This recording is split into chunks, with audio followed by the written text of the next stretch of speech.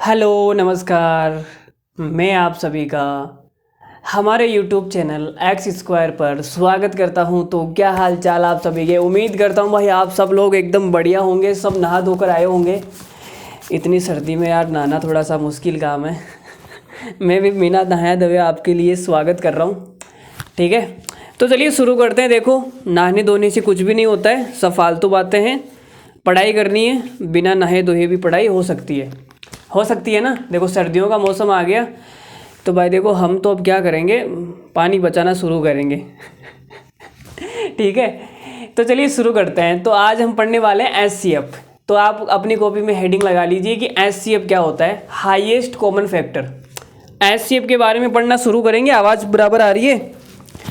आवाज़ आ रही है क्या सबके पास में यार? एकदम बता देना मुझे। देखो मुझे भाई बहुत सर्दी लग रही है, आपको पहले बता दूं मैं। आवाज़ आ रही होगी, ठीक है। तो चलिए हेडिंग लगाते हैं हम एचसीएफ। बड़े ही प्यार से और बहुत ही खूबसूरत तरीके से हम पढ़ने वाले हैं एचसीएफ। मेरे तो यार सर्दी में हाथ भी काम नहीं कर रहे हैं, इतनी ठंड हो गई है यार, मार कर भी चलाना मुश्किल हो गया है यार। एचसीएफ आप हेडिंग लगा लो। इसकी फुल फॉर्म क्या होती है वो बता देता हूँ मैं। Highest common factor, highest common factor. ठीक है भाई, हिंदी में इसको क्या बोलते हैं? हाईएस्ट का मतलब हो गया महत्तम या अधिकतम। महत्तम बोल दो या अधिकतम बोल दो, एक ही बात है, ठीक है। कॉमन का मतलब हो गया उभयनिष्ठ, कॉमन का मतलब हो गया उभयनिष्ठ, और फैक्टर का मतलब हो गया गुणनखंड। फैक्टर का मतलब हो गया गुणनखंड भाई, ठीक है। चलिए शुरू करते हैं। तो हाईएस्ट कॉमन फैक्टर क्या होता है इसके बारे में हम डिस्कस करने वाले हैं, और इसके बाद में हम वो सारे सवाल करेंगे जो एग्ज़ाम में आए हुए हैं, और वो सवाल भी करेंगे जो एग्ज़ाम में आ सकते हैं आने वाले टाइम के अंदर, ठीक है। तो देखिए एग्जाम्पल लेता हूँ। जैसे मैंने 12 और 16 ले लिया। मैंने कहा भाई 12 है और ये 16 है, इनका एचसीएफ बताओ। 12 और 16 का एचसीएफ, ठीक है। तो सबसे पहले हम एफ के ऊपर काम करते हैं भाई। एफ का मतलब है फैक्टर। तो मैंने कहा भाई 12 के फैक्टर लिख दो आप। 12 के फैक्टर, फैक्टर का मतलब होता है गुणनखंड, ठीक है। गुणनखंड का मतलब होता है कि वैसी संख्याएं, या फिर कुछ भी मान लो आप, ऐसी संख्याएं जिसका पूरा पूरा भाग 12 के अंदर जाता हो। तो आपने कहा सर 12 के अंदर 1 का भाग जाता है पूरा पूरा, 2 का भी जाता है, 3 का भी जाता है, 4 का भी जाता है, 6 का भी जाता है, और 12 का भी जाता है, ठीक है। तो वो सारी संख्याएं आ जाएगी जिसका पूरा पूरा भाग 12 के अंदर जाता है। ये फैक्टर का मतलब होता है। इतना तो आप समझते ही हैं, इतने लल्लू तो आप है नहीं। चलो जी, 16 के फैक्टर क्या होते हैं? 16 के फैक्टर देख लो। 16 के फैक्टर तो ये आपके सामने हो जाएंगे 1, 2, 4, 8 और 16, इतने होते हैं। तो ये मैंने क्या लिख दिया आपके सामने, ये फैक्टर्स है। ये क्या है? फैक्टर्स, ठीक है जी भाई। आप बोलोगे गुरुजी आगे बढ़ो, ये फैक्टर हो गए। अब देखो जी, फैक्टर के बारे में क्या आएगा आगे? कॉमन फैक्टर, सी आएगा। तो यहाँ लिख देता हूँ मैं कॉमन फैक्टर, ठीक है। कॉमन फैक्टर क्या हो जाएंगे? आपने कहा सर 1 यहाँ पर भी है, 1 यहाँ पर भी है, 1 कॉमन है। 2 यहाँ पर भी है, 2 यहाँ पर भी है, 2 कॉमन आ गया। 4 यहाँ पर भी है, 4 यहाँ पर भी है, तो 4 कॉमन आ गया, ठीक है। और कोई कॉमन है क्या? तो आप कहोगे सर कॉमन नहीं है, कोमल तो हमारी क्लास में है। तो भाई हम उसकी बात नहीं कर रहे, कॉमन की बात हो रही है। ठीक है, चलो जी। अब हमें क्या निकालना है? एच। एच का मतलब हो गया हाईएस्ट, अधिकतम, महत्तम। तो ये आ जाएगा HCF, हाईएस्ट कॉमन फैक्टर। तो हाईएस्ट कौन सा है? तो आप बोलोगे सर 4। ये 4 सबसे बड़ा है। तो 12 और 16 का एचसीएफ कितना आ गया? एचसीएफ आ गया 4। तो ये 4 कैसे आया वो मैंने आपको बता दिया। तो ये एचसीएफ का मतलब होता है, अभी तो मैंने मीनिंग समझाया है कि एचसीएफ का मतलब क्या होता है। एचसीएफ के निकालने के तरीके क्या है, एचसीएफ हम कैसे निकालेंगे उस पर हम आगे बात करेंगे। एचसीएफ का मतलब आपको समझ में आना चाहिए कि एचसीएफ का मतलब क्या है। अब देखो एलसीएम और एचसीएफ में छोटा सा डिफरेंस है, छोटा सा डिफरेंस। वो डिफरेंस अभी मैं आपको बताता हूँ। एक बार इसका स्क्रीनशॉट ले लो, फिर हम आगे बढ़ते हैं। एचसीएफ और एलसीएम में क्या डिफरेंस है। देखो जी भाई, एक छोटी सी बात मैं आपको कहना चाहूँगा। 12 और 16 ये दो संख्याएं हमारे पास में है, दो संख्याएं हमारे पास में है, और वो छोटी से छोटी संख्या 48 है, वो छोटी से छोटी संख्या 48 है जो इन दोनों संख्याओं से कटती है। आप बोलोगे सर 12 का भाग भी 48 में जाएगा और 16 का भाग भी 48 में जाएगा, तो 48 मेरे पास में वो छोटी से छोटी संख्या है जो इन दोनों संख्याओं से पूरी पूरी कटेगी। इसको हम बोलते हैं भाई एलसीएम, ये हमारा एलसीएम होता है, ठीक है। लेकिन जो 4 है, वो 4 क्या है, वह बड़ी से बड़ी संख्या है 4, वह बड़ी से बड़ी संख्या है 4 जो इन दोनों को पूरा पूरा काटेगी, जो इन दोनों को पूरा पूरा काटेगी। तो ये हमारा क्या हो जाएगा, एचसीएफ। तो एलसीएम और एचसीएफ में डिफरेंस समझ में आया। एलसीएम क्या होता है, इन दोनों संख्याओं से पूरा पूरा कटेगा, लेकिन एचसीएफ क्या होता है, इन दोनों संख्याओं को पूरा पूरा काटेगा। ये कटेगा और ये काटेगा। बात समझ में आ रही है। अरे आपने भी काटा होगा ना किसी का, या फिर किसी ने आपका काटा होगा। तो एलसीएम और एचसीएफ में बात समझ में आ रही है। चलो ठीक है, तो इतनी बात आपको समझ में आनी चाहिए। तो एचसीएफ के बारे में एक छोटी सी बात मैं यहाँ पे लिख सकता हूँ कि एचसीएफ क्या है, वह बड़ी से बड़ी संख्या है, वह बड़ी से बड़ी संख्या, वह बड़ी से बड़ी संख्या जो एक्स वाई जेड को पूर्णतः विभाजित करती है, पूर्णतः विभाजित करती है, पूर्णतः विभाजित करती है, तो वो संख्या कौन सी होगी। तो वह संख्या ज्ञात करो, तो वह संख्या ज्ञात करो। अगर ऐसा सवाल आपके सामने आ जाए, सवाल नंबर 1, ऐसा सवाल अगर आपसे कोई पूछ लिया जाए तो सवाल का उत्तर क्या आ जाएगा, तो आप बोलोगे सर एक्स वाई जेड का एचसीएफ निकाल दो, एक्स वाई जेड का क्या निकाल दो, एचसीएफ। वही हमारा क्या हो जाएगा, आंसर हो जाएगा, ठीक है। तो इतनी बात समझ में आ गई। ये सवाल ऐसा बन सकता है, अगर ऐसा सवाल बनेगा तो क्या करना है, एक्स वाई जेड का एचसीएफ निकालना है और कुछ भी नहीं करना। चलो आगे बढ़ते हैं। तो ऐसा सवाल बन सकता है, ध्यान रखना, ठीक है। चलो दूसरा पॉइंट क्या बन सकता है वो भी देख लो। दूसरा सवाल क्या बन सकता है, वह बड़ी से बड़ी संख्या ज्ञात करो, वह बड़ी से बड़ी संख्या। 3 टाइप के सवाल बनते हैं एचसीएफ के ऊपर, वो तीनों टाइप में लिखा देता हूँ। पहला टाइप तो ये हो गया, दूसरा टाइप लिखा रहा हूँ, वह बड़ी से बड़ी संख्या जो एक्स वाई जेड को विभाजित करने पर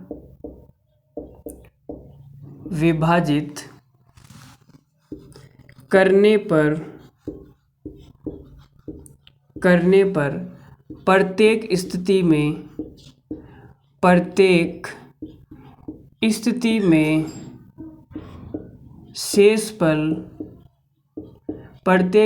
में शेषफल आर बचता है।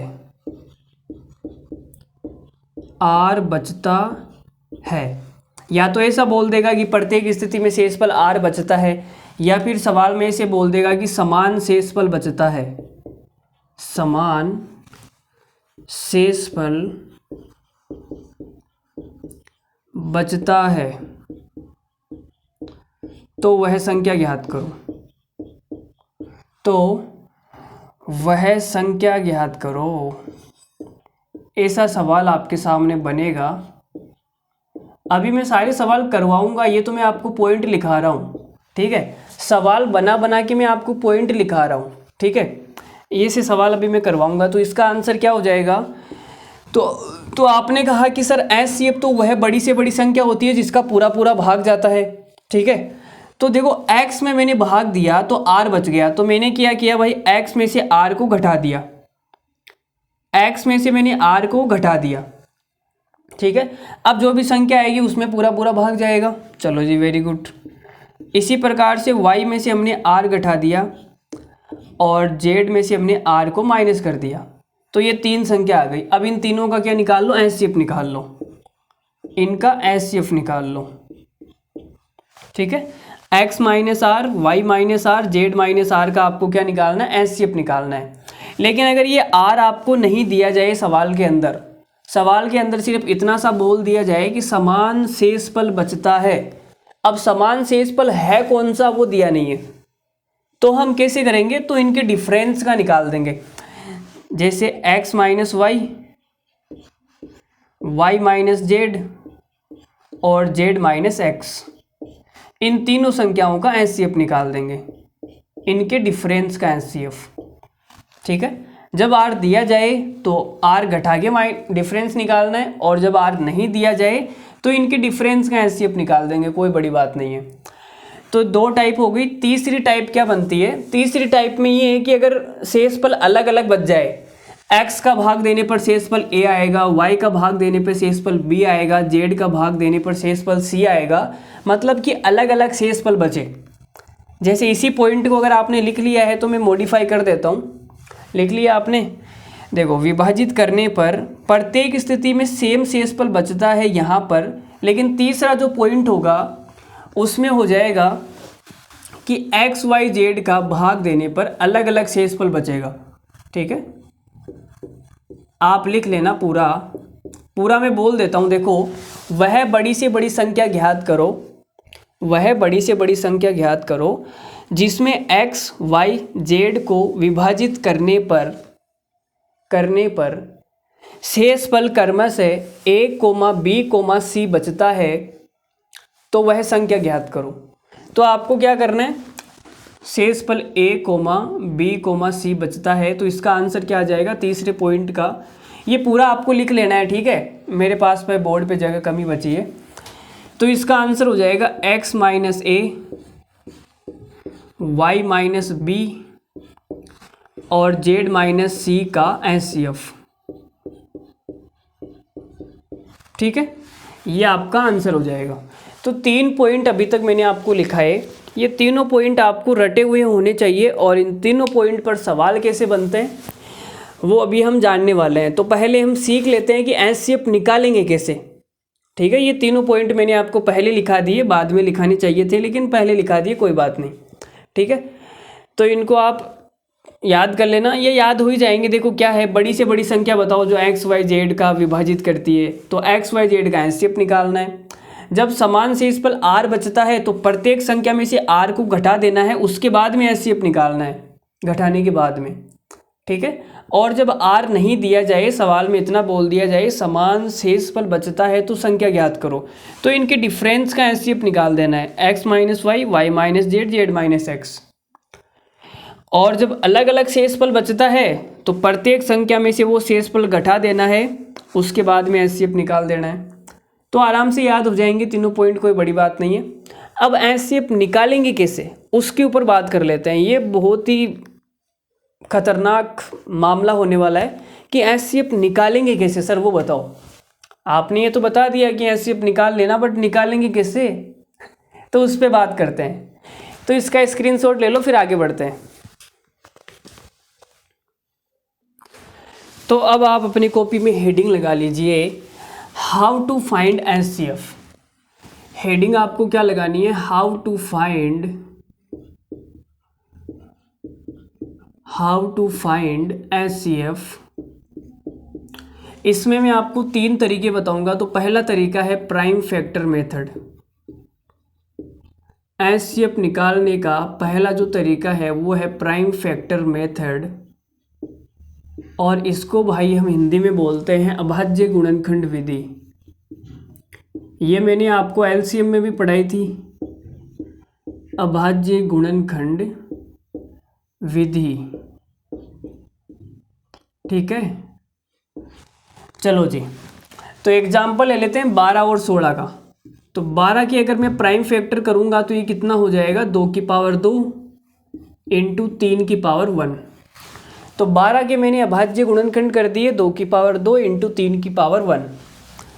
जैसे 16 का कर देते हैं, तो 16 का हो जाएगा 2 की पावर 4। अब इनका मुझे क्या निकालना है, एचसीएफ निकालना है। 12 और 16 का मुझे क्या निकालना है, एचसीएफ। तो देखो एचसीएफ में क्या होता है, मिनिमम पावर आती है। एचसीएफ में क्या होता है, मिनिमम पावर आती है। ठीक है, तो आप बोलोगे सर यहाँ 2 की पावर 2 है, यहाँ 2 की पावर 4 है, तो एचसीएफ में क्या आएगी, मिनिमम पावर आएगी। मिनिमम कितनी है, 2, तो ये आ जाएगी 2 की पावर 2 इंटू 3 की पावर यहाँ पे 1 है और यहाँ पे 3 की पावर है नहीं, इसका मतलब वो कितनी है, 3 की पावर 0 है। भाई 3 है ही नहीं, इसका मतलब क्या है, 3 की पावर 0 है। तो मिनिमम कौन सी है, मिनिमम ये है या ये है, तो आप बोलोगे सर 0 मिनिमम होती है। तो एचसीएफ में भी क्या आएगी, 3 की पावर 0 आएगी। तो ये कितना हो जाएगा, 2 की पावर 2 का मतलब 4 और ये हो गया 1, तो एचसीएफ कितना आ गया, 4। ठीक है, तो आप ये पॉइंट लिख लो साइड में खोपचे के अंदर। एचसीएफ में अभाज्य संख्या की मिनिमम पावर आती है। अभी मैं इस पे एक सवाल करवाऊंगा, आपको मज़ा आएगा। एचसीएफ में अभाज्य संख्या की मिनिमम पावर आती है, मिनिमम पावर आती है। ठीक है, ये वाला पॉइंट आप साइड में लिख लीजिए। अब देखो कि एलसीएम में क्या होता था, मैक्सिमम पावर आती थी। ठीक है, लेकिन एचसीएफ में क्या होगा, मिनिमम पावर आएगी। तो यहाँ तक सबको क्लियर होना चाहिए। अब इसके ऊपर मैं एक सवाल दे रहा हूँ छोटा सा, चलो एक एग्जाम्पल भी ले लेते हैं। जैसे मैंने एक संख्या लिख दी भाई 2 की पावर 3 इंटू 3 की पावर 4 इंटू 5 की पावर 6। ठीक है, और एक संख्या तो ये हो गई, दूसरी संख्या और लिख देता हूँ 2 की पावर 9 इंटू 3 की पावर 3 इंटू 7 की पावर 3। इन दोनों का मुझे एचसीएफ निकालना है। मुझे क्या निकालना है, एचसीएफ। तो बताओ जी इनका एचसीएफ कितना आएगा। तो मैंने आपको एक छोटी सी बात लिखाई कि अभाज्य संख्या की मिनिमम पावर आएगी। तो आपने कहा सर 2 की पावर 3 है यहाँ पर 2 की पावर 9 है, तो एचसीएफ में कितनी आएगी, मिनिमम पावर 2 की पावर 3। यहाँ 3 की पावर 3 है, यहाँ 3 की पावर 4 है, तो एचसीएफ में कितनी आएगी, मिनिमम पावर 3 की पावर 3। यहाँ 7 की पावर 3 है और यहाँ 7 की पावर है ही नहीं, इसका मतलब मिनिमम कौन सी आ गई, 0। भाई 7 की पावर तो 0 है ना भाई, इसमें तो 7 है ही नहीं, इसका मतलब 0 है 7 की पावर, तो 7 की पावर 0। यहाँ 5 की पावर 6 है, यहाँ 5 की पावर है ही नहीं, इसका मतलब मिनिमम कितनी आएगी, 5 की पावर 0। ठीक है, तो ये दोनों तो हट ही जाएंगे, इनका मतलब तो 1 हो जाएगा। तो एचसीएफ कितना आ गया, 2 की पावर 3 इंटू 3 की पावर 3।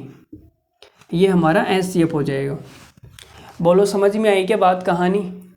अरे हल्की फुल्की तो आ रही होगी, हेलो, समझ में आ रही है। अरे आप ही से बात हो रही है। चलो आगे बढ़ते हैं। अगला एक सवाल छोटा सा आपके कदमों में हम प्रस्तुत कर देते हैं। लो भाई, एक छोटा सा आसान सा लल्लू सा सवाल आपके सामने है स्क्रीन पर। देखो सवाल क्या बोल रहा है कि दो संख्या है, एक तो है x एक है y। x और y का मस्सा निकालना है। मस्सा का मतलब हो गया एचसीएफ। मस्सा का मतलब हो गया एचसीएफ निकालना है। तो कितना हो जाएगा, देखो मैंने आपको बताया कि एचसीएफ के अंदर क्या होता है, मिनिमम पावर आती है। तो यहाँ 2 की पावर 3 है और यहाँ 2 की पावर 5 है, तो एचसीएफ में कितनी आएगी, 2 की पावर 3 आएगी। 2 की पावर 3 आएगी, लेकिन यहाँ तो नहीं है, इसका मतलब ये हमारा आंसर नहीं है। 2 की पावर 3 आएगी, लेकिन यहाँ तो 5 है, मतलब ये भी नहीं है। 2 की पावर 3 आएगी, लेकिन यहाँ पर 2 की पावर 2 है, मतलब ये आंसर नहीं है। यहाँ 2 की पावर 3 है भाई, तो यही हमारा आंसर हो जाएगा। बोलो ऑप्शन नंबर बी सही है या नहीं। आगे देख लेते हैं। 3 की पावर 10 है, यहाँ 3 की पावर 1 है, तो एचसीएफ में भी 3 की पावर 1 आएगी, बिल्कुल सही है। यहाँ 5 की पावर 1 है, लेकिन यहाँ 5 की पावर 0 है, तो मतलब एचसीएफ में भी 5 की पावर 0 आएगी। 0 का मतलब है वो आएगा ही नहीं भाई, किसी की भी पावर 0 करो ना 1 होता है, और गुणा में 1 लिखोगे तो कोई मतलब भी नहीं है। चलो जी भाई, तो एचसीएफ हो गया, इस सवाल का आंसर हो गया ऑप्शन नंबर बी। इतना लल्लू सवाल था, सभी बच्चों ने कर लिया होगा। आगे बढ़ते हैं। लो भाई, बहुत ही लग्जरी सवाल आपके सामने है। एलसीएम और एचसीएफ दोनों में अगर आपको प्राइम फैक्टर मेथड अगर आपको समझ में आ गया, ये सवाल जिसने भी बता दिया या जिससे भी हो गया, जिसको भी समझ में आ गया, तो मैं ये मान लूँगा कि उनको एलसीएम और एचसीएफ की समझ होने लगी है। अब वो एलसीएम और एचसीएफ को फोड़ सकते हैं एकदम ज़बरदस्त तरीके से। चलो बताओ कौन बताएगा ये जो सवाल स्क्रीन पर है, इसे कौन बताएगा? बोलो यार। चलो देखो, मैं बताता हूँ। मैंने आपको कहा कि एलसीएम के अंदर मैक्सिमम पावर आती है और एचसीएफ के अंदर मिनिमम पावर आती है। इतना अगर आपको ध्यान है तो ये सवाल हो जाएगा। देखो, सबसे पहले प्राइम फैक्टर मेथड कर लेते हैं। तो आपने कहा 3240 है, इसके प्राइम फैक्टर क्या हो जाएंगे? 324। 324 किसका स्क्वायर होता है? 18 का ही होता है क्या? 18 का स्क्वायर होता है, तो 18 का मतलब हो गया 18 इंटू 18 इंटू 10, मतलब 5 इंटू 2। ठीक है। 18 का मतलब क्या हो गया? 18 का मतलब हो गया सर 9 इंटू 2, मतलब कि 3 की पावर 2 इंटू 2। 3 की पावर 2 इंटू 2, मतलब 2 की पावर 2 हो जाएगी, लेकिन ये 3 हो जाएगी ना यहाँ, 2 की पावर 3। ठीक है। तो ये मैंने 3240 के क्या कर दिए? अभाज्य गुणनखंड कर दिए। ये आप अपने हिसाब से कर लेना। देखो, मैं अपने हिसाब से कर रहा हूँ, आपको जैसे समझ में आए वैसे अपने हिसाब से कर लेना। ये तो करना जानते ही हो आप, कोई बड़ी बात नहीं है, कर लोगे। देखो मैंने कैसे किया मैं बता देता हूँ। 324 है, तो मैंने क्या किया भाई, 324 का मतलब होता है 18 का स्क्वायर इंटू 10। 10 का मतलब हो गया 5 इंटू 2। फिर 18 का मतलब हो गया 9 इंटू 2, 9 इंटू 2, और ये स्क्वायर इंटू 5 इंटू 2। अब 9 का मतलब होता है 3 की पावर 2 इंटू 2।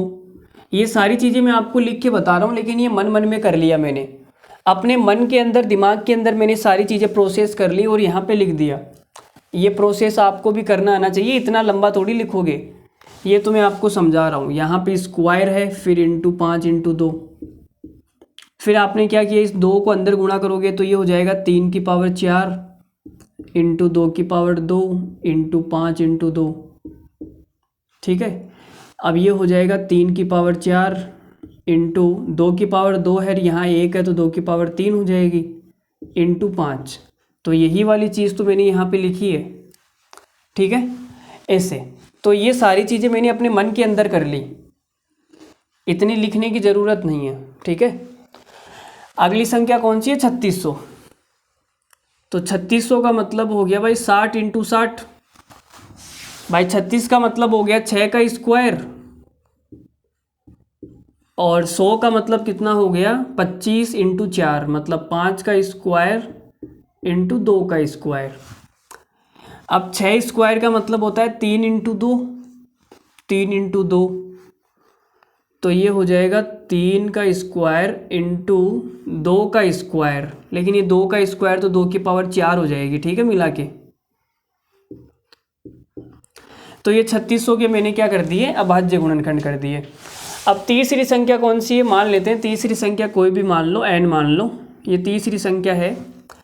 अब इनका जो एचसीएफ है, इनका जो एचसीएफ है, इसको मैं मिटा देता हूँ। ये तो रब कार्य था जो मैंने आपको समझाया था, तुम्हारे काम का नहीं है। देखो, अब इन तीनों संख्याओं का जो एचसीएफ है, वो एचसीएफ कितना है जी? तो आप बोलोगे सर एचसीएफ है 36। और 36 का मतलब होता है 6 का स्क्वायर। 6 का स्क्वायर का मतलब हो गया 2 की पावर 2 इंटू 3 की पावर 2, ये 36। और इनका जो एलसीएम है वो कितना है, 2 की पावर 4 इंटू 3 की पावर 5 इंटू 5 की पावर 2 इंटू 7 की पावर 2। चलो जी अब शुरू करते हैं। देखो जी, एलसीएम के अंदर 2 की पावर 4 है, मतलब कि जो मैक्सिमम पावर है 2 की वो 4 है। तो आपने कहा सर 2 की पावर 4 है, तो ये तो इसके अंदर आ गई ना 2 की पावर 4, तो ठीक है। तो एलसीएम के अंदर जो 2 की पावर 4 है वो यहाँ से उठ के यहाँ चली जाएगी। ध्यान से समझना, नहीं तो समझ नहीं आएगा ये सवाल, ठीक है। अब एचसीएफ के अंदर 2 की पावर 2 है, मतलब कि जो मिनिमम पावर है 2 की वो 2 है। तो आप बोलोगे सर 2 की पावर 2 है लेकिन यहाँ 3 है, यहाँ 4 है, तो ये 2 की पावर 2 कहाँ से आई? तो ये 2 की पावर 2 यहाँ से आई होगी भाई, यहाँ से। बोलो भाई, इनमें तो है ही नहीं ना 2 की पावर 2, तो मिनिमम कहाँ से आई? यहाँ से आई होगी। आगे बढ़ते हैं। 3 की पावर इसके अंदर 2 है, इसके अंदर 3 की पावर 5 है। तो मैंने कहा भाई 3 की पावर 5 है, यहाँ 3 की पावर 2 आ गई, यहाँ 3 की पावर 4 आ गई। तो ये 3 की पावर 5 कहाँ से आई मैक्सिमम? तो आप बोलोगे सर 3 की पावर 5 मैक्सिमम यहाँ से आई होगी ना भाई, कहीं से तो आएगी। अब इसमें 3 की पावर 2 है, तो 3 की पावर 2 तो यहाँ से उठ के आ जाएगी। चलो जी आगे बढ़ते हैं। 5 की पावर, तो आपने कहा सर 5 की पावर मैक्सिमम 2 आएगी, 5 की पावर मैक्सिमम 2 आएगी।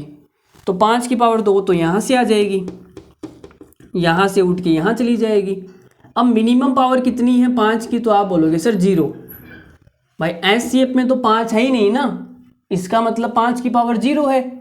और 5 की पावर 0 कहाँ से आएगी? यहाँ 1 आ गई, यहाँ 2 आ गई, तो इसमें 5 की पावर 0 आएगी। चलो आगे बढ़ते हैं। आगे है 7, तो 7 की मैक्सिमम पावर 2 है। तो 7 की मैक्सिमम पावर 2 है, लेकिन यहाँ तो 7 की पावर 0 है, यहाँ भी 7 की पावर 0 है। तो 7 की पावर 2 मैक्सिमम कहाँ से आएगी? कहीं से तो आएगी ना भाई, तो यहाँ से आएगी। इसमें 7 की पावर 0 है, तो वो 0 कहाँ से आ जाएगी? इसमें से आ जाएगी या इसमें से आ जाएगी। ठीक है, ख़त्म हो गया। 2 3 5 7 इतना ही तो था, ख़त्म हो गया। तो हमारा जो n है वो कितना आ गया? तो 2 की पावर 2 इंटू 3 की पावर 5 इंटू 7 की पावर 2, ये हमारी तीसरी संख्या आ गई। तो हमारा सवाल का आंसर हो गया ये। सवाल में यही तो पूछा था, तीसरी संख्या बताओ कौन सी है। तो तीसरी संख्या यही है भाई। एलसीएम और एचसीएफ पर बहुत ही तगड़ा सवाल था, मस्त सवाल था। आपको अगर नहीं समझ में आया है तो वीडियो को दोबारा से देखना, आ जाएगा। देखो कुछ भी नहीं है यार, इतना लल्लू सवाल है। मतलब एचसीएफ में मिनिमम पावर आएगी, एलसीएम में मैक्सिमम पावर आएगी, बस इतना सा ध्यान रखना है। जहाँ से मैक्सिमम आ गई उसको छोड़ दो, और जहाँ मैक्सिमम नहीं है गुणा कर दो। एक बार वापस देखना, आ जाएगा। फिर भी अगर नहीं आए तो कमेंट करके बता देना, मैं अलग से वीडियो बना दूंगा इसके ऊपर, ये सवाल मैं अलग से करा दूंगा। चलो आगे बढ़ते हैं। अब अगला जो मेथड है वो क्या है? एचसीएफ निकालने का मैंने आपको एक तरीका बता दिया, प्राइम फैक्टर मेथड, और मिनिमम पावर आएगी। दूसरा जो तरीका है एचसीएफ निकालने का वो कौन सा है? वो है डिवीजन मेथड। डिवीजन मेथड, इसको हिंदी में बोलते हैं भाग विधि। भाग, ये भाग भी बड़ी तगड़ी चीज़ है भाई। चलो आप में से मुझे वो बताओ, ऐसे ऐसे कौन लड़के हैं हमारे क्लास में जो ये सोचते हैं कि अगर उसके पापा नहीं माने तो मैं उसको भगा के ले आऊँगा? कोई है क्या? अरे ऐसी महान सोच रखने वाले हमारी क्लास में कोई है क्या? बताओ तो सही। या फिर ऐसी कोई महिला है जो कि अगर नहीं माने तो मैं उसके साथ में भाग जाएंगे? भाई देखो कोई नहीं है। अच्छा, सभी समझदार है भाई हमारी क्लास में, सभी बालक बालिकाएं समझदार है। देखो डिवीजन मेथड भाग विधि में क्या होता है, इसमें कुछ भी नहीं है। जैसे 12 और 16 का एग्जाम्पल ले लेते हैं। 12 और 16 का हमें क्या निकालना है, एचसीएफ निकालना है। तो हम क्या करते हैं कि बड़ी संख्या में छोटी संख्या का भाग देते हैं। बड़ी संख्या अगर 16 है तो छोटी संख्या का भाग देंगे इसमें 12 का, ठीक है। बड़ी संख्या में छोटी संख्या का भाग देंगे तो 12 का भाग जाएगा इसमें एक बार, ये आ गया 12, फिर 4 बचेगा, ठीक है। अब हम क्या करते हैं कि जिसका भाग हमने दिया था उसको उठा के यहाँ ले आते हैं, इसको उठा के यहाँ ले आते हैं। तो ये 12 आ गया, 4 बार भाग जाएगा 3 बार, ये 12 और ये भाग खत्म हो गया। तो शेष पर कितना आ गया, 0 आ गया। जहाँ पर रिमाइंडर 0 आ जाता है, सुनना बात को, जहाँ पर रिमाइंडर 0 आ जाता है तब हमने किसका भाग दिया था, 4 का, ठीक है। अंतिम भाजक, इसको हम बोलेंगे अंतिम भाजक। ये हमारा हो गया अंतिम भाजक, लास्ट डिवाइजर, ठीक है। और ये क्या है, बीच बीच में आने वाले भागफल, बीच बीच में आने वाले भागफल, इनको बोलते हैं क्वोशिएंट, ठीक है जी। और यहाँ पे शेषफल 0 आ गया। तो जिस वक्त हमने लास्ट में किसका भाग दिया था कि शेषफल 0 आ गया, तो आप बोलोगे सर 4 का भाग दिया था तभी शेषफल 0 आया। तो ये हो गया अंतिम भाजक। इसी अंतिम भाजक को हम क्या बोलते हैं, एचसीएफ बोलते हैं। तो हमारा एचसीएफ कितना हो गया, 4, ठीक है। चलो सवाल करवाता हूँ मैं इसके ऊपर, आपको और समझ में आ जाएगा। या फिर एक छोटा सा एग्जाम्पल और ले लेते हैं। जैसे मैंने ले लिया भाई, आप एग्जाम्पल ले लो, कुछ भी ले लो यार। जैसे मैंने आपको बोल दिया भाई 100 और 45, इन दो का एचसीएफ बताओ। तो आपको क्या करना है, बड़ी संख्या में छोटी संख्या का भाग देना है 45 का। तो 2 बार जाएगा 45 दूनी 90, बचेगा कितना, 10, ठीक है। अब जिसका भाग दिया था उसको उठा के हम यहाँ ले आएंगे, ठीक है। ये 45 यहाँ पे आ जाएगा, 10 का भाग देंगे तो आपको पता है भाई 4 बार जाएगा, ये 40 आएगा, फिर 5 बचेगा। अब भाग दिया था उसको उठा के ले आएंगे, 10 का भाग दिया था, 10 को उठा के यहाँ ले आओ। तो ये 10 उठ के यहाँ आ जाएगा, 5 दूनी 10, 2 बार भाग जाएगा, शेषफल आ गया 0। जहाँ पर भी शेषफल 0 आ जाता है उसी को हम क्या बोलते हैं, एचसीएफ। तो हमारा एचसीएफ कितना आ गया, 5। और ये बीच बीच में आने वाले क्या है, ये बीच बीच में आने वाले क्या है, भागफल, ठीक है। इनको बोलते हैं बीच बीच में आने वाले भागफल। बोलो बात समझ में आई। तो ये हमारा दूसरा मेथड है, डिवीजन मेथड। इस पर भी काफ़ी अच्छे सवाल बनते हैं। देखो अभी मैं आपको बताता हूँ, पिछले एग्जाम में आए हुए सवाल लेते हैं 2-3, और बड़ा मज़ा आने वाला है। देखो जी, ये सवाल देखो आपके सामने है, सीपीयू 2019 में आया हुआ सवाल है।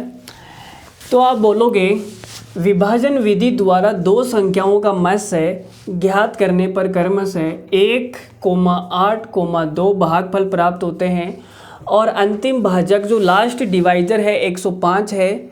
105 का मतलब हो गया कि मतलब वो एचसीएफ है, ठीक है। दोनों संख्याओं का योग कितना है, तो एक तो देखो इस सवाल को पूरा करने का तरीका हो गया, पूरा करेंगे, ठीक है। बाकी हम ऑप्शन से कैसे कर सकते हैं, तो आपने कहा था कि सर एचसीएफ का जो भाग है ना दोनों संख्याओं में जाता है। जितनी भी संख्याओं का आपने एचसीएफ निकाला है उस एचसीएफ का पूरा पूरा भाग जाएगा उन संख्याओं में। अब अगर उन संख्याओं को जोड़ भी दिया जाए तो भी एचसीएफ का तो पूरा पूरा भाग जाएगा। जोड़ने पर ये तो है नहीं कि भाग नहीं जाएगा, जाएगा। तो आपने कहा कि सर कौन सा ऐसा ऑप्शन है जो 105 से पूरा पूरा कटता है। तो आपने देखो 105 में प्राइम नंबर कौन सा है वो चेक कर लो। तो 105 में देखो 15 सत्ते 105 होता है, ठीक है। तो प्राइम नंबर आ गया 7। भाई जिस संख्या में 105 का भाग जाएगा उस संख्या में 7 का भी भाग जाएगा। तो 7 का भाग किन किन में जाता है चेक कर लेते हैं। ये तो ऑप्शन से करने का तरीका हो गया, बाकी तरीके से अभी मैं बताऊंगा, रुक जाओ पहले ऑप्शन से देख लेते हैं। तो 7 पंजो 35, फिर 7 पंजे 35, इसमें 7 का पूरा पूरा भाग जाएगा, ये हमारा आंसर हो सकता है। 7 पंजे 35, 7 चौक 28, इसमें भी जा रहा है भाई 7 का। 7 पंजे 35, इसमें भी 7 का जा रहा है। 7 पंजे 35 और इसमें भी 7 का जा रहा है। हाय राम हाय दैया, एग्जाम वाला इतना दाग है क्या? मतलब सारे ऑप्शन 7 से कटने वाले दे दिए यार, सारे ऑप्शन 7 से कट रहे हैं। मतलब देखो तुम, इतनी बड़ी बदमाशी इसकी हैं। इसकी भैंस को ले जाऊं भोपाल। देखो भाई, चलो तरीके से कर लेते हैं। ऑप्शन से मुझे लगता है कि सारे ऑप्शन ही मैच होने वाले हैं इसमें तो। या फिर 105 से कटने वाला कौन सा है वो देख लो। अब 105 चलो छोड़ो यार, तरीके से बता देता हूँ। देखो, तो आपने कहा सर 2 संख्याएं हैं, 3 बार भागफल आ गया तो 3 कॉलम बना लो आप। तो यहाँ मैं बना देता हूँ पहला, और यहाँ बन जाएगा दूसरा, और यहाँ बन जाएगा तीसरा। पहले भागफल 1 बचा, फिर 8 बचा, फिर 2 बचा, और लास्ट जो डिवाइजर है वो 105 है। लास्ट में 105 का भाग दिया था, और 105 का भाग देने पर शेषफल 0 आया था। तो यहाँ पर संख्या कौन सी हो जाएगी? 105 को 2 से गुणा कर दो, 210। ठीक है, 210 हो गई। अब ये 210 कब आया होगा? आपने कहा से ये 210 कहाँ से आया? ये 210 यहाँ से उठ के आया होगा ना, यहाँ पे भाई, यहाँ से उठ के यहाँ पे आया होगा 210। तो यहाँ पे 210 था, यहाँ से उठा के यहाँ फेंक दिया था इसको। अब भाई 210 का भाग दिया था और 8 बार भाग गया, 105 शेषफल बच गया। तो आपने कहा सर यहाँ कितनी संख्या आएगी? 210 इंटू 8 प्लस 105। तो ये आ जाएगी 8 एकम 8, 8 दूनी 16, 1680 प्लस 105। तो ये कितना हो गया भाई? 5 और 8, 6 1 7, 1785। तो यहाँ पर कौन सी संख्या होगी? 1785। ये 1785 कहाँ से आई होगी? यहाँ से उठ के यहाँ पे आई होगी। तो यहाँ पे 1785। अब 1785 है, भाग 1 बार गया और शेषफल 210 बच गया। तो यहाँ पर कौन सी संख्या होगी? तो आपने कहा 1785 को 1 से गुणा कर लो, 210 को जोड़ दो, यही तो होता है। तो भाई देख लो कितना आएगा यहाँ पे।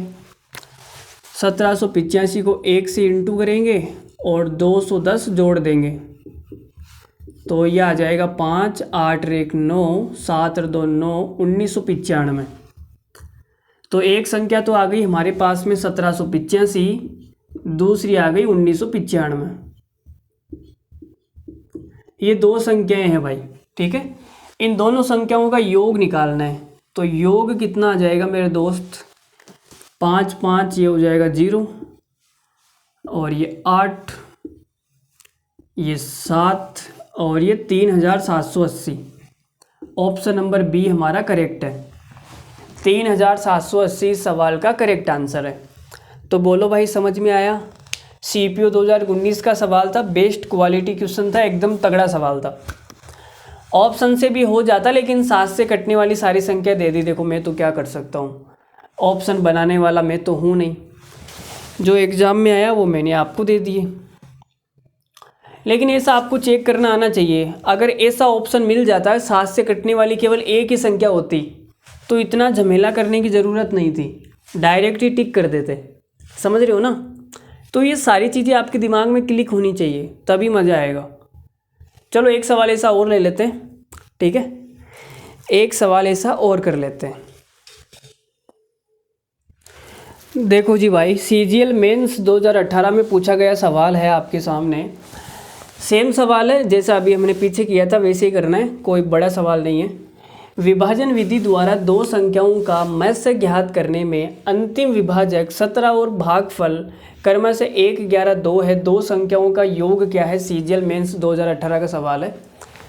हाथ सूना सूना सा लग रहा है भाई, घड़ी पहन लेता हूँ मैं भी, ठीक है? थोड़ा लगना तो चाहिए। अरे भाई सही बात है ना, लगना तो चाहिए यार, ऐसे क्या। तुमसे प्यार हुआ धीरे धीरे हुआ, धीरे धीरे ही होता है भाई सबको, स्पीड से किसको होता है। चलो देखो जी सवाल देखते हैं। तो अभी मैंने आपको एक चीज़ बताई थी कि इनका योग निकालना है, तो जो योग है वो भी तो एचसीएफ से कटेगा ना। तो आपने कहा सर एचसीएफ अगर 17 है, लास्ट डिवाइजर का मतलब हो गया एचसीएफ, अगर ये 17 है तो इनका योग भी 17 से कटेगा। देख लेते हैं कौन सा ऑप्शन 17 से कटता है। तो 17 पंजो 85, 5 1 51, 17 3 51, ये 17 से कटने वाली संख्या हो गई भाई। 17 चौक 68, 68 के बाद में आएगा 2 और 11 13 136, 17 अंटे 136, ये भी यार 17 से कटने वाली संख्या हो गई। ये भी 17 से कटने वाली संख्या हो गई। ये सारी 17 से कट रही है क्या? क्या यार ऐसा सवाल बनाने वाला भी मतलब ऑप्शन को ऐसे सेट करता है कि क्या बताऊँ मैं। मन तो करता है कि इसको पहले इसका ही काट दें। देखो चलो तरीके से कर लेते हैं। 3 भागफल बच रहे हैं तो 3 कॉलम बना लेता हूँ मैं यहाँ पे। एक तो ये हो गया, दूसरा ये हो गया, तीसरा ये हो गया। भागफल है 1 11 2, ठीक है यहाँ तक। और लास्ट डिवाइजर है 17 17। चलो जी, तो 17 का भाग दिया और 2 बार गया, मतलब यहाँ पे 34 रहा होगा, ठीक है। अब ये 34 कहाँ से आया होगा? यहाँ से उठ के आया होगा। तो 17 भाई यहाँ पहुँचा दो इसको 34 को, ठीक है। अब 34 का भाग दिया, 11 बार भाग गया और 17 शेष पल बच गया। इसका मतलब यहाँ पे संख्या आई हुई 34 × 11 + 17। तो ये कितना हो जाएगा भाई? 11 से गुणा कर देते हैं। 11 चौक 44, 11 तिया 33, 33 और 4 कितना हो गया? 337। सही किया है ना मैंने? अरे भाई 37 हो गया ना ये। 11 चौक 44, 4, 11 तिया 33 और 4 37 ही हुआ, ठीक है। + 17 तो ये आ जाएगा 7 और 4 11 और 7 8 1 9, 391। तो ये 391 कहाँ से आया होगा? यहाँ से आया होगा। तो यहाँ आ गया 391 और भाग दिया, एक बार गया और 34 शेष पल बच गया। तो यहाँ कौन सी संख्या आई होगी? 391 + 34। तो 5 9 3 12 और ये 425। तो भाई दोनों संख्याएं आ गई मेरे पास। एक तो आ गई 391, दूसरी आ गई 425। तो ये हो गया 6 9 2 11 4 4 8 816।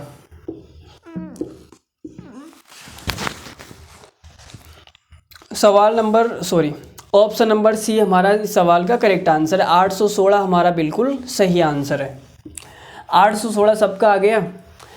अरे कोई एनी गाय एनी बॉडी, कोई भी ऐसी बॉडी है जिसका 816 नहीं आया? 816 सबका आ गया होगा। आगे बढ़ते हैं। तो अभी तक हमने प्राइम फैक्टर मेथड जान लिया और डिवीजन मेथड पर भी हमने 2 सवाल कर लिए। बढ़िया बढ़िया सवाल किए हमने। अब एक और तरीका है, वो तरीका कौन सा है वो भी मैं बता देता हूँ। उसको हम बोलते हैं असली मेथड, असली चीज़ मेथड। तो ये बड़ा तगड़ा है, ठीक है। चाहो तो आप काजू कतली भी नाम दे सकते हो, काजू कतली मेथड, ये सही रहेगा। Very good, kaju katli method. चलो इसको हटा देता हूँ मैं। तो तीसरा जो तरीका है एचसीएफ निकालने का, वो कौन सा है भाई? वो है काजू कतली मेथड, ठीक है। ये बड़ा ज़बरदस्त है सर। काजू कतली का नाम सुनते ही मुंह में पानी आ रहा है। ठीक है भाई। देखो 2 संख्याएं दे दी मैंने, एक संख्या दे दी ए, दूसरी संख्या दे दी बी, और इनका जो एचसीएफ है, ए और बी का जो एचसीएफ है वो क्या हो सकता है? देखो एग्जाम्पल से समझो। मैंने कहा भाई जैसे 8 लिख दिया यहाँ पर और यहाँ पे मैंने लिख दिया 12, ठीक है।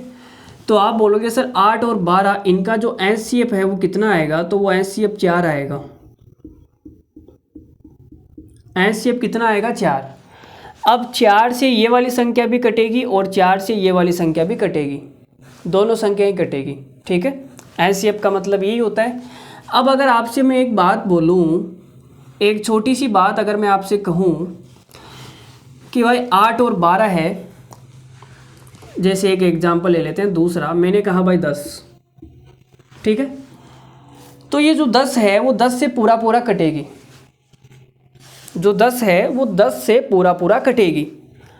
अब 10 से दूसरी कटने वाली संख्या कौन सी हो सकती है जो इसके आजू बाजू में हो? 10 से दूसरी कौन सी संख्या हो सकती है कटने वाली जो इसके आजू बाजू में हो? तो आप बोलोगे सर 10 से कटने वाली है तो 10 जोड़ दो इसके अंदर, तो वो संख्या आ जाएगी 20, या फिर आप इसमें से 10 माइनस कर दो तो वो संख्या आ जाएगी 0। तो इसके आजू बाजू में दूसरी जो संख्याएं हैं जो 10 से कटने वाली है या तो 0 होगी या 20 होगी, ये 10 से पूरा पूरा कटेगी। बात नहीं समझ में आई? मुझे पता है नहीं समझ में आई, टेंशन मतलब मैं समझा के जाऊंगा यार, इतना मतलब डोंट वरी, छोड़ो, मुझे पता है आपको नहीं समझ में आई कहानी, कोई बात नहीं, कोई बात नहीं जी, कोई बात नहीं। जैसे मैंने एक संख्या लिख दी भाई 15, अब आपको पता है कि जो 15 है वो 15 से कटेगी, जो 15 है वो 15 से पूरी पूरी कटेगी, या 45 कर लो यार, तुम 45 कर लो, 45 से वो 15 से पूरी पूरी कटेगी। ठीक है, अब दूसरी कौन सी संख्या हो सकती है इसके आजू बाजू में जो 15 से कटने वाली हो?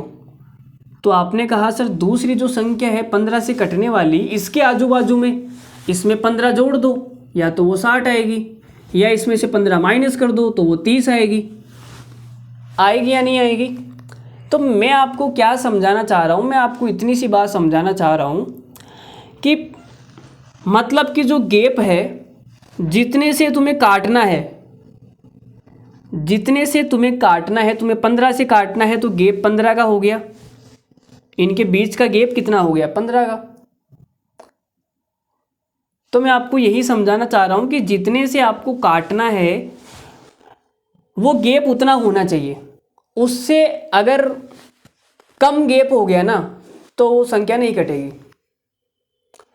जैसे मैंने कहा भाई 15 से काटनी है, तो यहाँ गैप मैंने 5 का रख दिया, यहाँ मैंने 50 लिख दिया, तो क्या कटेगी क्या ये संख्या? नहीं कटेगी ना। तो बस ये चीज़ समझाना चाह रहा हूँ। तो जो एचसीएफ होगा, एचसीएफ होगा वो क्या होगा? इन दोनों के डिफरेंस से, इन दोनों का डिफरेंस होगा एचसीएफ, या तो ए व बी का डिफरेंस होगा,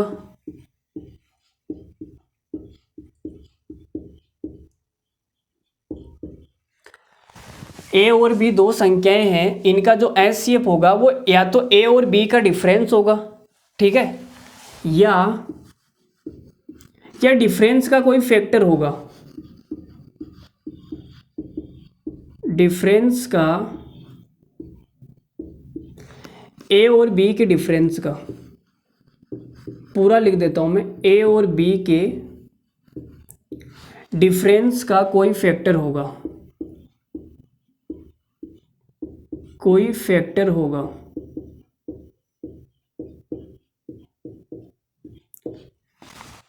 इतनी बात समझ में आ गई? अरे इतनी बात समझ में आ गई क्या? बोलो।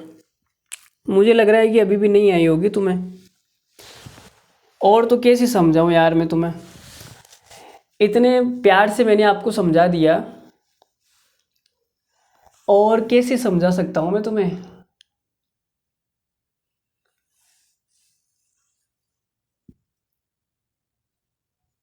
चलो एक बार दोबारा ट्राई करता हूं, ठीक है।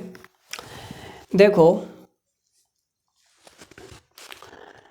मैंने कहा भाई दो संख्या लिख दी मैंने, एक तो लिख दी मैंने 8 और एक संख्या लिख दी मैंने 16।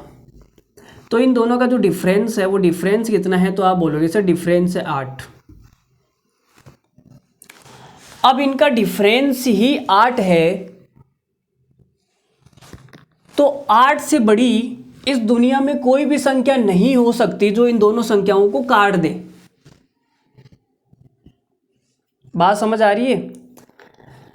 8 से बड़ी इस दुनिया में कोई संख्या ऐसी है ही नहीं जो इन दोनों संख्याओं को काट सके। अब ये मत बोलना सर 16 है ना, 16 का भाग तो 16 में पूरा पूरा जाता है, 8 से बड़ी संख्या तो है ही नहीं, आप तो ऐसा बोल रहे हो, लेकिन 16 का भाग तो 16 में पूरा पूरा जाता है। बल्ले बल्ले। अरे भाई मैं क्या बोल रहा हूँ, मैं बोल रहा हूँ दोनों संख्याओं को, एक संख्या को नहीं। एक संख्या को तो 16 से 16 कट जाएगी मुझे पता है, लेकिन ये 8 तो नहीं कटेगा ना। तो जो एचसीएफ होता है, एचसीएफ से तो सारी संख्या कटती है, तो इनका गैप ही 8 है। तो 8 से बड़ी कोई संख्या हो ही नहीं सकती जो इन दोनों संख्याओं को पूरा पूरा काट सके। मैंने लिख दिया भाई 5 और 15, इनका डिफरेंस आ गया 10। तो 10 से बड़ी कोई संख्या नहीं हो सकती जो इन दोनों संख्याओं को पूरा पूरा काट सके। भाई इनका गैप ही अगर 10 का है तो 10 से बड़ी संख्या तो दुनिया में भी नहीं है जो इन दोनों संख्याओं को पूरा पूरा काट सके। तो इनको जो काटने वाली संख्या है या तो वो 10 होगी, इनका जो डिफरेंस है वो, या डिफरेंस का कोई गुणनखंड होगी, या तो 10 होगी या 10 से छोटी संख्या होगी। अब 10 से छोटी संख्या का मतलब 10 के गुणनखंड हो गए, या तो 1 हो जाएगा या 2 हो जाएगा या 5 हो जाएगा या 10 हो जाएगा। 10 के 4 ही गुणनखंड होते हैं, ठीक है। तो 10 से तो कटती नहीं है भाई, 10 से तो कटती नहीं है, 5 से दोनों संख्याएं कट जाएगी तो यही 5 एचसीएफ हो जाएगा। चलो एक एग्जांपल हो लेते हैं। मैंने लिख दिया भाई 45 और यहाँ लिख दिया 50। इन दोनों का जो डिफरेंस है वो 5 है। तो 5 से बड़ी इस दुनिया में कोई संख्या नहीं है जो इन दोनों संख्याओं को पूरा पूरा काट सके। अब ये मत बोल देना सर 10 से तो 50 पूरा पूरा कटेगा। अरे भाई 10 से 45 नहीं कटेगा ना, दोनों संख्याओं को काटना चाहिए, एक संख्या को नहीं। तो 5 से बड़ी कोई संख्या ही नहीं है इस दुनिया के अंदर जो इन दोनों संख्याओं को पूरी पूरी काट सके। एक एग्जाम्पल और लिखता हूं। मैंने कहा भाई 35 और यहाँ लिख दिया 45। इन दोनों का जो डिफरेंस है वो आ गया 10। तो 10 से बड़ी कोई संख्या नहीं है इस दुनिया में जो 35 और 45 को पूरा पूरा काट सके। या तो वो संख्या 10 होगी या 10 का कोई फैक्टर होगी, 10 का गुणनखंड होगी।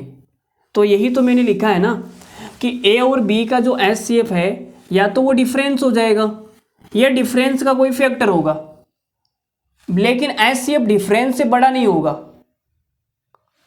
बस ये बात समझाना चाह रहा हूँ। तो यहाँ पे एक बात और लिख लो, एचसीएफ कभी भी डिफरेंस से बड़ा नहीं होगा, ठीक है। इतनी बात आप लिख लेना साइड में कि एचसीएफ है वो डिफरेंस से बड़ा नहीं होगा, ये वाली लाइन आप लिख लेना, ठीक है। चलो अब तो समझ में आ गई होगी। अगर अभी भी नहीं आई है तो भाई देखो मैं तो कुछ नहीं कर सकता, फिर आप रट लो, एक काम करो, दोनों लाइन को रट लो। अब सवाल करते हैं, सवालों से आपको और क्लियरिटी आ जाएगी। सवाल करते हैं। देखो जी भाई, ये एक छोटा सा सवाल मैंने आपको दिया है, देख लो क्या है। एक संख्या है n और दूसरी संख्या है n+10, जहाँ पर जो n है वो एक नेचुरल नंबर है, प्राकृत संख्या है। तो कितने एचसीएफ संभव है? तो एक संख्या हो गई भाई n और दूसरी संख्या है n+10। तो इनका डिफरेंस कितना हो गया? इनका डिफरेंस हो गया 10। तो जो एचसीएफ है वो या तो 10 हो जाएगा या 10 का कोई गुणनखंड होगा। तो गुणनखंड कितने हो जाएंगे? 1, 2, 5 और 10। 10 के 4 ही गुणनखंड होते हैं। तो एचसीएफ या तो 1 हो सकता है या 2 हो सकता है या 5 हो सकता है या 10 हो सकता है। 10 से बड़ा कभी एचसीएफ नहीं आएगा। इतनी बात आपको समझ में आनी चाहिए। तो 4 पॉसिबिलिटी है। कितने एचसीएफ संभव है? 4 एचसीएफ संभव है, ठीक है। 4 पॉसिबिलिटी है। तो सवाल का आंसर हो जाएगा 4, ठीक है। चलो आगे बढ़ते हैं, अगला सवाल लेते हैं। लो जी, एक सवाल है आपके सामने, बहुत ही छोटा सा सवाल मैंने पूछा है। अधिकतम संभव लंबाई ज्ञात कीजिए जिसका उपयोग ठीक 7 मीटर 3 मीटर 85 सेंटीमीटर और 12 मीटर 95 सेंटीमीटर लंबाई को मापने के लिए किया जा सकता है। लंबाई को मापने के लिए पूरा किया जा सकता है। देखो कैसे, सवाल क्या पूछना चाह रहा है, सवाल ये पूछना चाह रहा है कि आपके पास में 2 कपड़े हैं, मान लेते हैं एक कपड़ा है 6 मीटर का और दूसरा कपड़ा है 9 मीटर का। तो आपको एक ऐसा फीता लेना है जो इन दोनों को पूरा माप सके। तो आपने 3 मीटर का फीता ले लिया भाई, 3 मीटर का। अब जो 3 मीटर वाला है वो इसको नाप देगा पूरा 2 बार में, और 3 मीटर वाला है वो इसको भी नाप देगा पूरा 3 बार में। ठीक है, तो ये 3 है क्या, ये 3 इन 6 और 9 का SCP तो है भाई। ठीक है, तो हमें क्या करना है, SCF निकालना है। पहली संख्या हो गई 7 मीटर, 7 मीटर का मतलब हो गया 700 सेंटीमीटर, और ये हो गया 3 मीटर का मतलब हो गया 300, और ये 85, तो ये 385 सेंटीमीटर। ये हो गया 1295 सेंटीमीटर। सबको हमने सेंटीमीटर में ले लिया क्योंकि इस आंसर भी सेंटीमीटर में है ना। चलो जी, ये तो मैंने आपको एग्जाम्पल समझाया है ना, एग्जाम्पल। भाई सवाल में करना क्या है, अब हमें क्या निकालना है, इनका SCF निकालना है। तो मैंने बताया था कि जो SCF होता है वो डिफरेंस होता है या डिफरेंस का कोई फैक्टर होगा। तो भाई इनका डिफरेंस निकाल लेते हैं भाई। कोई सी भी 2 संख्याएं जो आसपास की संख्या है उनका डिफरेंस निकाल लो। भाई डिफरेंस छोटा आना चाहिए ना। तो आपने कहा ये 2 आसपास की संख्या है, 700 में से 300 गया 400, और 400 में से 315 आ जाएगा डिफरेंस।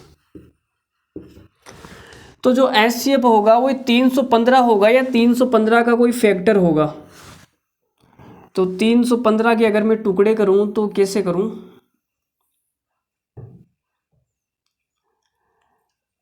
देखो भाई 3 ऑप्शन देख लेते हैं ना। तो आपने कहा सर 315 है, 315 का फैक्टर 25 तो हो नहीं सकता, 25 तो हो नहीं सकता। भाई 25 का पूरा भाग जाता है क्या 315 में, नहीं जाता है ना, तो इसका गुणनखंड नहीं है। भाई 25 का जो रूल होता है वो क्या होता है, लास्ट के 2 अंक में भाग दे के देख लो। लास्ट के 2 अंक है 15, तो 15 में तो 25 का पूरा भाग नहीं जाएगा, तो ये इसका फैक्टर नहीं है, मतलब ये हमारा आंसर भी नहीं है। आगे बढ़ते हैं, जैसे 42 है, तो 42 एक सम संख्या है, इवन नंबर है, और इवन नंबर कभी भी ओड नंबर को पूरी तरीके से डिवाइड नहीं करेगी। तो 315 ओड है और ये इवन है, तो ये भी आंसर नहीं हो सकता। 42 का पूरा भाग 315 में नहीं जाएगा।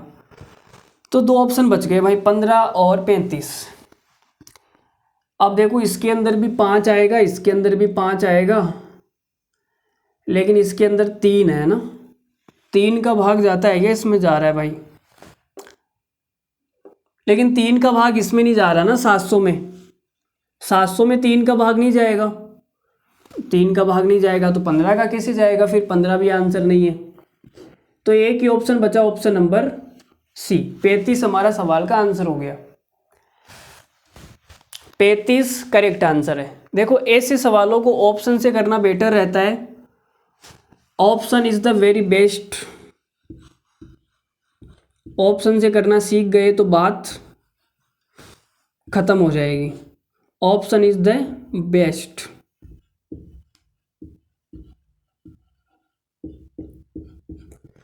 आपको कोई बोर्ड का एग्ज़ाम तो देना नहीं है, आपके सामने 4 ऑप्शन आएंगे, ठीक है, चाहे SSC का एग्ज़ाम हो, कंपटीशन का कोई सा भी एग्ज़ाम हो, ऑप्शन तो आते ही हैं। तो ऑप्शन से करना इन सवालों को अच्छा रहता है। बाकी आपको तरीके से करना है तो तरीके से भी कर सकते हैं, मैंने बता दिया। 315 का कोई फैक्टर होगा, आप निकाल के देख लो, जो फैक्टर आ रहे हैं वो अपने हिसाब से निकाल के देख लो। बाकी करना भी चाहें तो देखो कैसे करेंगे, मैं बता देता हूँ। या बहुत सारे सवाल करने वाले हैं, अगला सवाल ले लूँ क्या? अरे बोलो भाई, अगला सवाल ले लूँ, ये समझ में आ गया सबको मैंने ऑप्शन कैसे कट किए और 35 कैसे निकाला, बताओ यार। चलो अगला सवाल लेते हैं, ठीक है, आगे बढ़ते हैं। लो जी भाई, सवाल नंबर आपके सामने है 2। सवाल नंबर तो पता नहीं कौन सा है, लेकिन मैंने 2 ही लिखा है। चलो जी, देखो क्या बोल रहा है सवाल।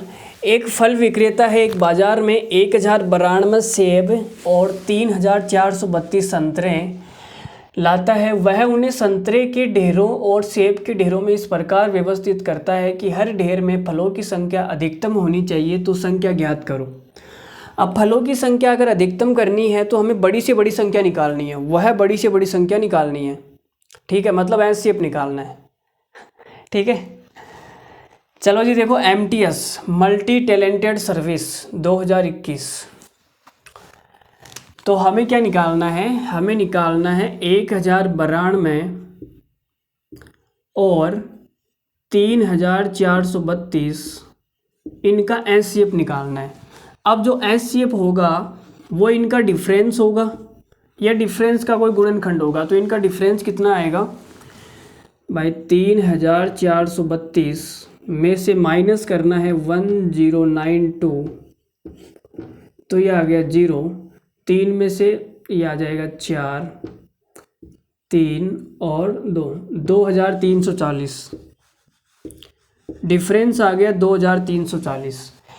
तो जो एचसीएफ होगा वो या तो ये होगा या इसका कोई फैक्टर होगा, फैक्टर देख लेते हैं।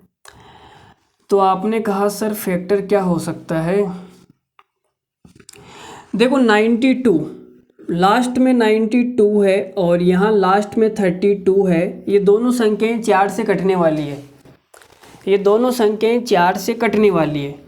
तो इनका जो एचसीएफ होगा वो भी 4 से पूरा पूरा कटेगा। तो आपने कहा सर ये तो 4 से नहीं कटेगी, तो ये हमारा आंसर नहीं है भाई। एचसीएफ का पूरा पूरा भाग जाता है ना संख्याओं में, तो इसमें तो 4 का जा रहा है, इसमें भी 4 का जा रहा है, तो एचसीएफ में भी 4 का जाएगा। तो 4 से कटने वाली नहीं है, ये भी 4 से कटने वाली नहीं है। अब हमारे पास में 2 ऑप्शन बच गए भाई, या तो आंसर होगा 156 या होगा 312। अब कौन सा होगा भाई देख लेते हैं। इसका फैक्टर है क्या यार, इसका फैक्टर तो है भाई, चलो देख लेते हैं 1 मिनट। इसका कोई 234 को हम लिख सकते हैं 2 × 117 और 10 को हम लिख सकते हैं 5 × 2, ठीक है। 2340 को मैंने ऐसे लिख दिया। अब यहाँ से क्या बन सकता है भाई, 117 है ना, 312 तो काम मुश्किल ही लग रहा है भाई।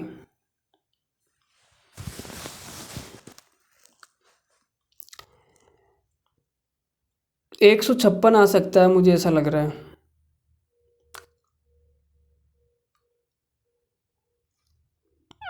अरे यार, अब इतनी रात को मेरा दिमाग भी काम नहीं करता, मेन बात तो ये है ना।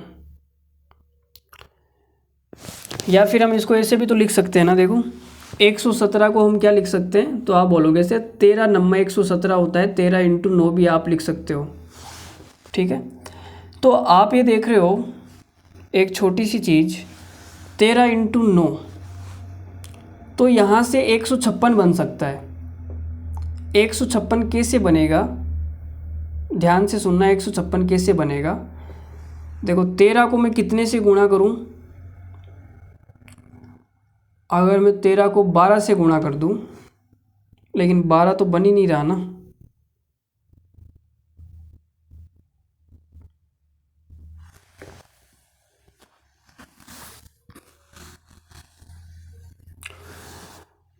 बारह बन जाएगा। देखो यहाँ से जो 9 है, इस 9 को आप ऐसे भी लिख सकते हो 3 × 3। इतना सोचना पड़ेगा क्या यार, इतना सोचोगे तो तुम्हारा पेपर तो निकल ही जाएगा।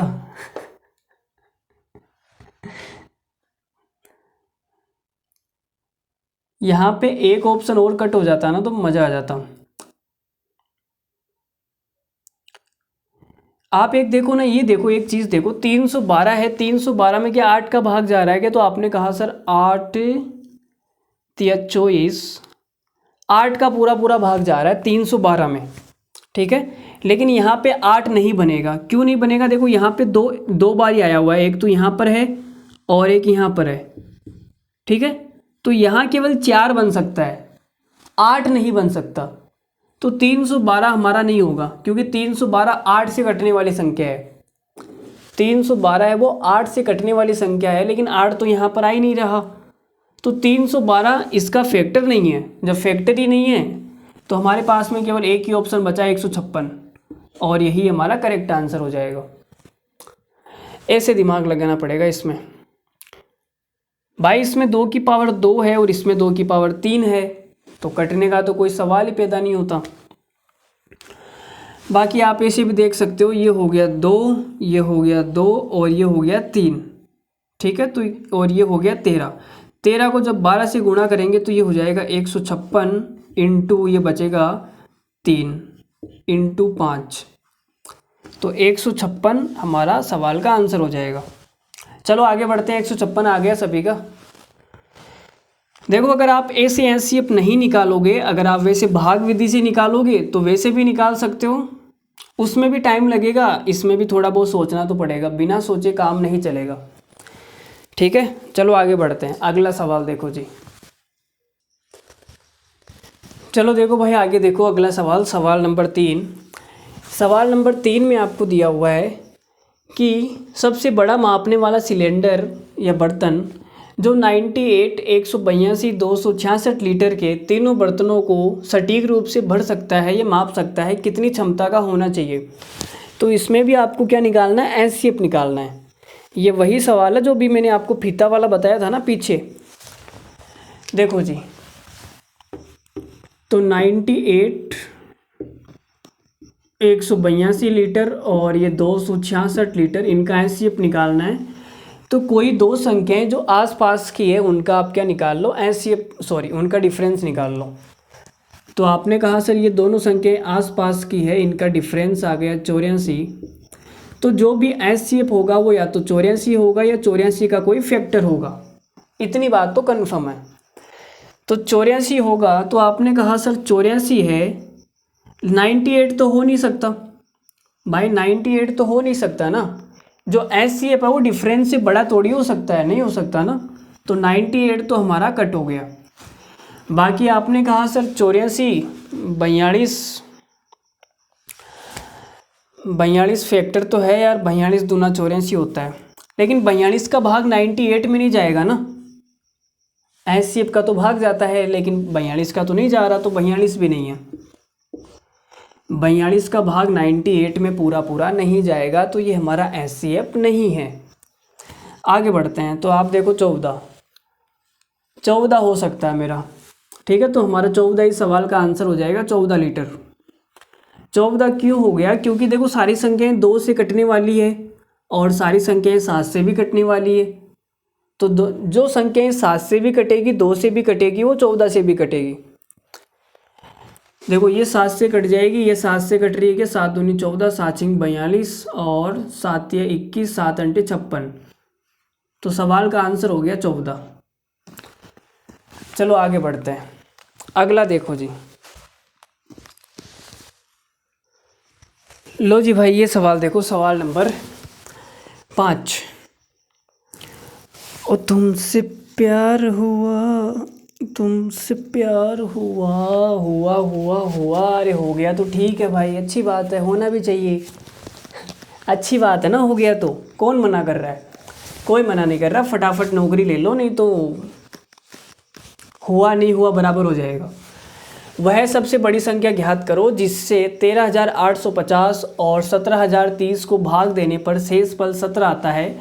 4 ऑप्शन आपके सामने है, फटाफट फोड़ के बताओ सवाल को, फटाफट बिना टाइम लगाए सवाल को फोड़ के बताओ क्या होगा। तो देखो मैंने आपको एक पॉइंट लिखाया था 2 नंबर वाला, याद करो। प्रत्येक स्थिति में समान शेषफल बचता है या शेषफल r बचता है, तो क्या करते हैं, उस शेषफल को पहले संख्या में से घटा लेते हैं, उसके बाद में उनका एचसीएफ निकाल देते हैं, यही बताया था। तो आपने कहा सर 17 शेषफल बचेगा, तो पहले इनमें से घटा लेते हैं। 13,850 में से मैंने 17 माइनस कर दिया, तो कितना आएगा, तो ये आएगा 13,833 और इसमें से 17 माइनस करूँगा 17,030 में से, तो ये आ जाएगा 17,013, ठीक है। अब HCF निकालना है तो HCF क्या होता है, इनका डिफरेंस होता है। तो इनका डिफरेंस निकाल दो गुरुजी, निकाल देते हैं। इनका डिफरेंस कितना आएगा, देखो 3 में से 3 गया 0, और 1 में से 3, 11 में से 3 गया तो 8,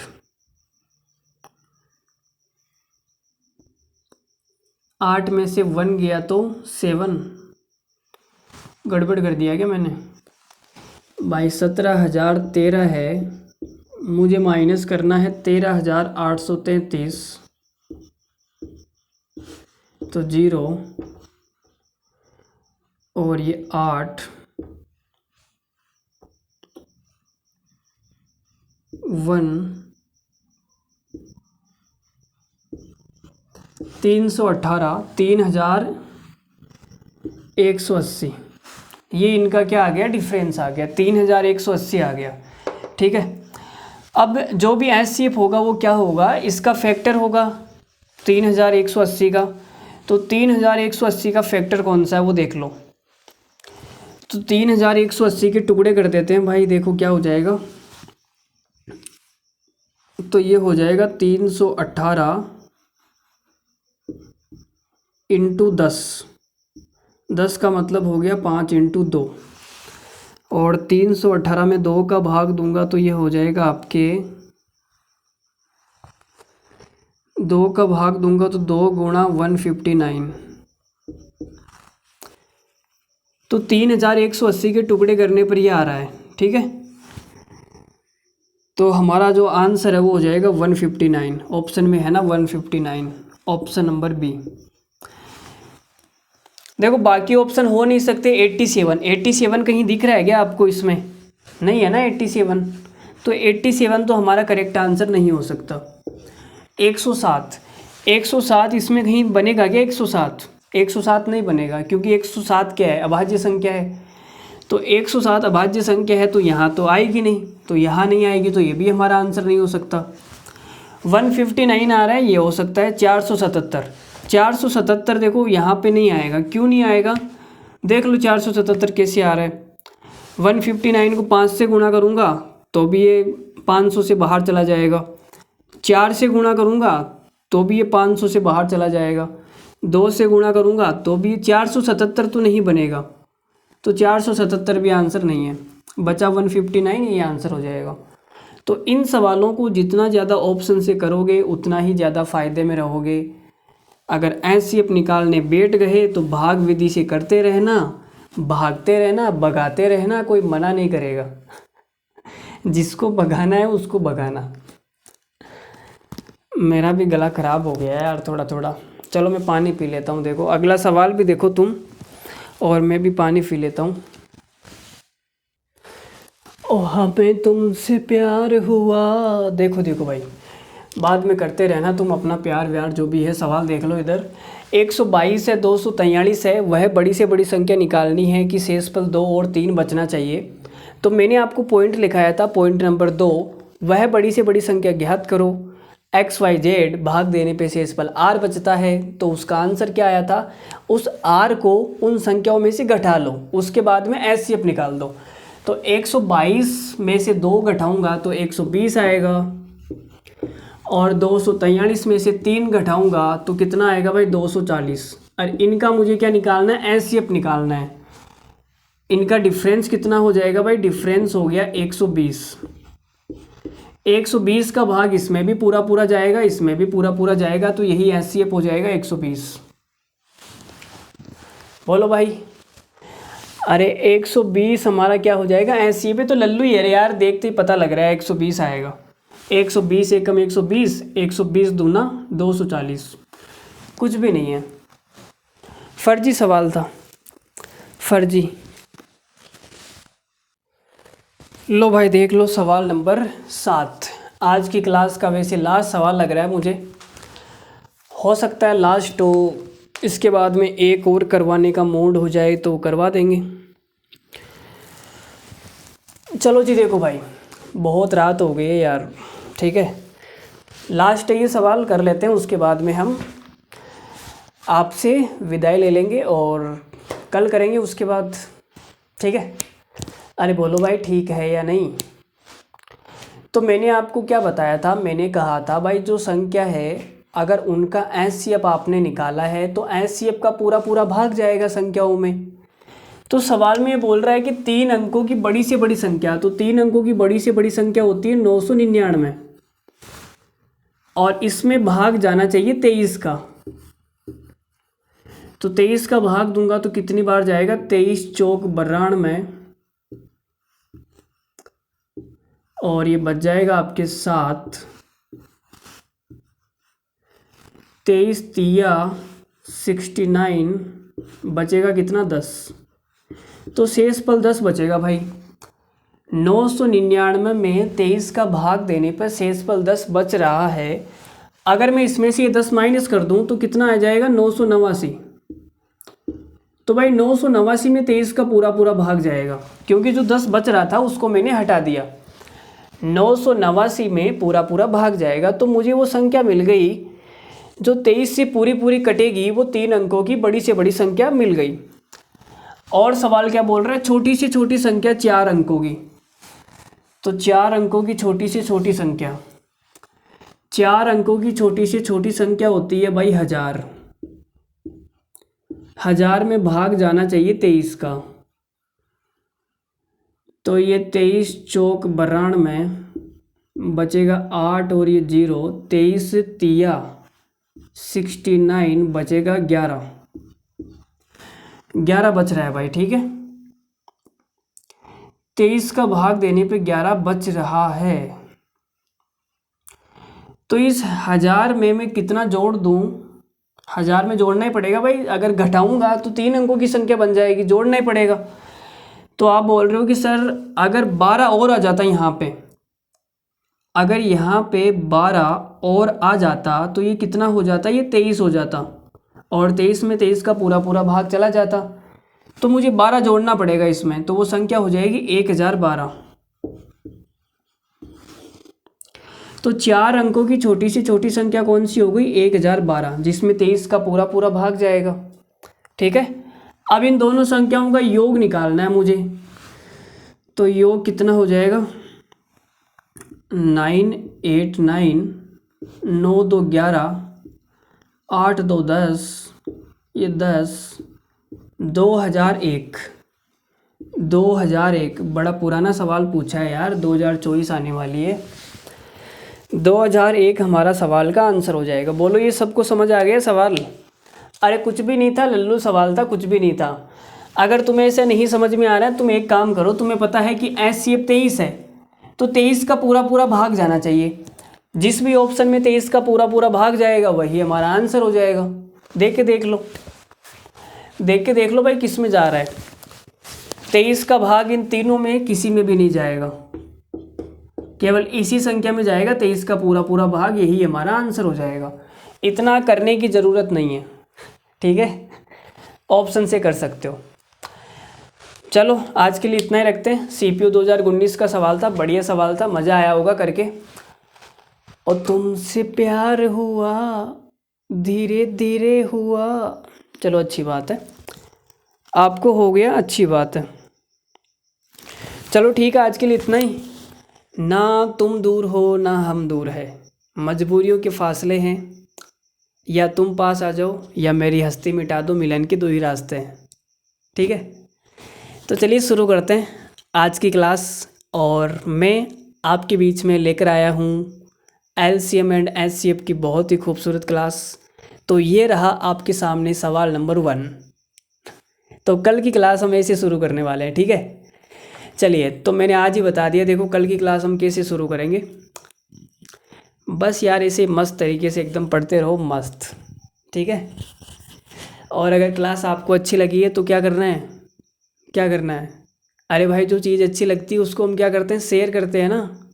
उसको छोड़ के वो हम किसी के साथ में शेयर नहीं करते हैं, वो हमें बहुत अच्छी लगती है बट हम किसी के साथ में उसे शेयर नहीं करते हैं। अरे वो अलग चीज़ है यार, तुम मतलब कहाँ जा रहे हो, उसको छोड़ो।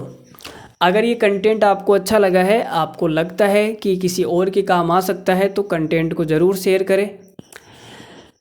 और बाकी हम लेकर आते रहेंगे आपके बीच में छोटे छोटे सवाल, छोटे छोटे वीडियो, शॉर्टकट मेथड्स, सब कुछ। ठीक है, तो चलिए बाय बाय, धन्यवाद, thank you very much, good night, love you all, take care, bye bye. और कुछ कहना है क्या? चलो तुम कमेंट में लिख देना, जो भी आपकी इच्छाएं हैं पूरी कर देंगे हम। ये मत लिख देना भाई सर मुझे BMW चाहिए। सर तो खुद ही ऐसे ही घूम रहे अभी साइकिल पर। ठीक है, चलो फिर बाय। देखो मेरा भी मन नहीं हो रहा, मन कर रहा है कि एक सवाल और करवा दूं, लेकिन चलो बाय। ठीक है।